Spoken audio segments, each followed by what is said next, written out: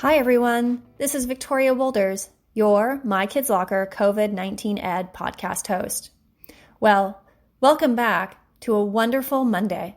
Today we get to hear Cristy Watson, an author of many books, read for us Chapter 2 of her book called Living Rough.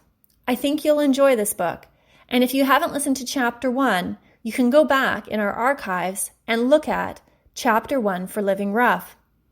Well, Cristy Watson is an author from Surrey, British Columbia, Canada. She has been writing for many years, and if you want to learn more about her, you can check her out on the internet, putting in Cristy Watson, and you can put in the name Living Rough.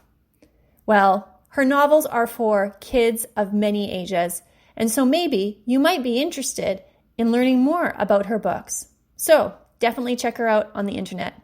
Well, without further ado, here is the second part of a 3-part series, Chapter 2 with Cristy Watson. Enjoy.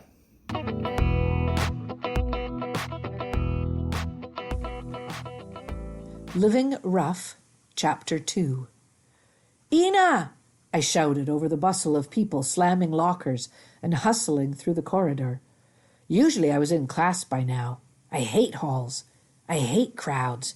And the crowds hate me.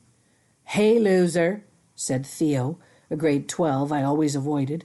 "Who let you out, cave dweller?" I wanted to tell him he wasn't very original, but I was too busy trying to spot Ina.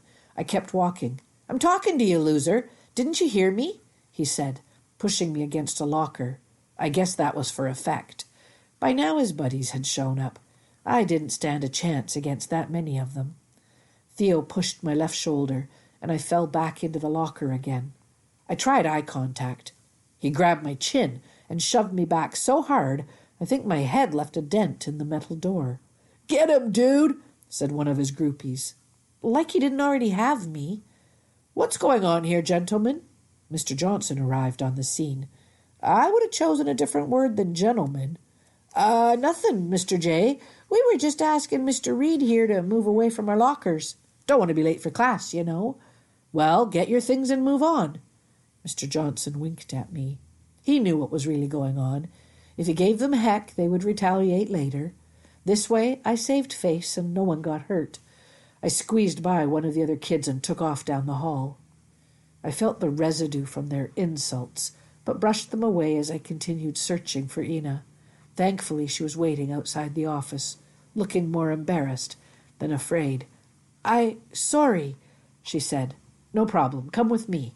The halls were nearly empty now. Only a few late students straggled to their rooms. We walked up the stairs and stopped outside her English class. The door was closed. "This is your room," I said. "Thank you." "At end of class, wait here." I pointed to an open space in the hall. "I will get you. Here." I pointed again, and she nodded. I hoped she knew what I meant. I knocked on the door. Ms. Carfax opened it and gestured for Ina to enter the room. I could hear her telling the class that Ina spoke little English.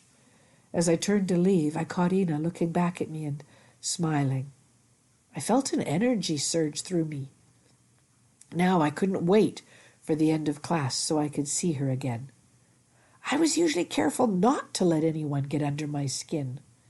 What is it about her? As I opened the door to social studies, Mr. Brock gave me the evil eye, but didn't send me for a late slip.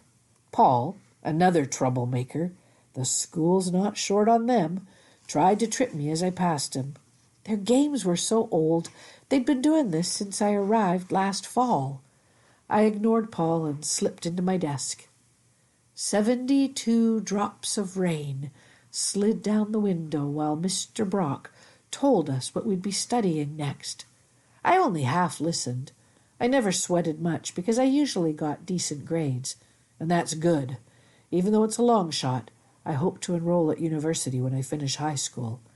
I'm not sure what I'll take, but I know I don't want to end up like my dad. Mr. Brock mentioned an article he wanted to share with us, and I was brought back to reality. Something he said made me panic. I looked up.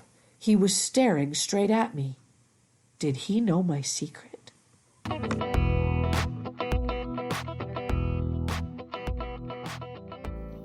I hope that you enjoy Chapter 2 of Living Rough.